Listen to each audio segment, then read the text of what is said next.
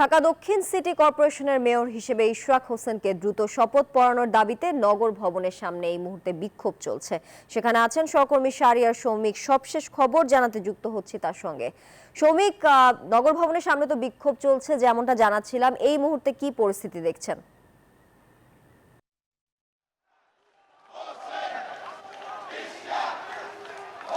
তানিয়া, আমি এখন আছি নগর ভবনে।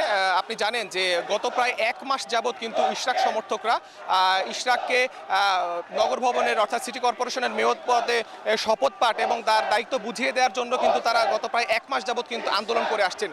ঠিক সেভাবেই কিন্তু তারা আজকেও কিন্তু এখানে জড়ো হয়েছেন এবং তারা স্লোগান দিচ্ছেন যে যে কোনো মূল্যে যত দ্রুত সম্ভব বিএনপি নেতা ইশরাককে নগর ভবনের মেয়র পদে শপথ পাঠ এবং তার দায়িত্ব বুঝিয়ে দিতে হবে।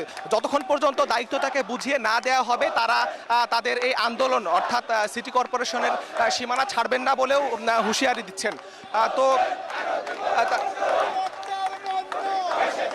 তো তা নিয়ে আরেকটু জানিয়ে রাখতে চাই যে নগর ভবনের যে আন্দোলন, এই আন্দোলনের বিষয়ে কিন্তু অন্তর্বর্তী সরকারের উপদেষ্টা আসিফ মাহমুদ কিন্তু গত পরশুদিন কিন্তু বিবৃতি দিয়েছেন এবং তিনি বলেছেন যে ফ্যাসিবাদ বিরোধী আন্দোলনের যারা সঙ্গী ছিলেন তাদের কাছ থেকে এমন আচরণ কিন্তু একেবারেই ন্যায়সঙ্গত নয় এবং একেবারেই কিন্তু আশানুরূপ নয়, এমনটি কিন্তু তিনি মন্তব্য করেছেন।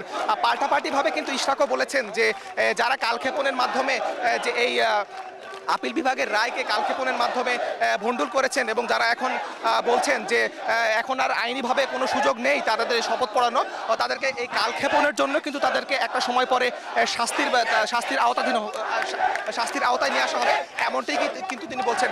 আরেকটু জানিয়ে রাখতে চাই যে ঢাকা দক্ষিণ সিটি কর্পোরেশনের আওতাধীন যারা সেবাগ্রহীতা আছেন তারা কিন্তু আসছেন এবং তারা বিভিন্ন সেবা থেকে কিন্তু বঞ্চিত হচ্ছেন এবং আমাদের কাছে ক্ষোভ প্রকাশ করে বলছেন তাদের বিভিন্ন দোকান ভাড়া থেকে শুরু করে ট্রেড লাইসেন্স নবায়নের যে ডেট তারা সেটি এই মাসে শেষ হয়ে যাবে এবং যদি হয়ে যায় তবে পরবর্তী মাসে কিন্তু তাকে জরিমানা গুনতে হবে। তো এমন জরিমানা তারা গুনতে চান না এবং তারা বলছেন তারা যথেষ্ট পরিমাণে ভোগান্তির শিকার হচ্ছেন।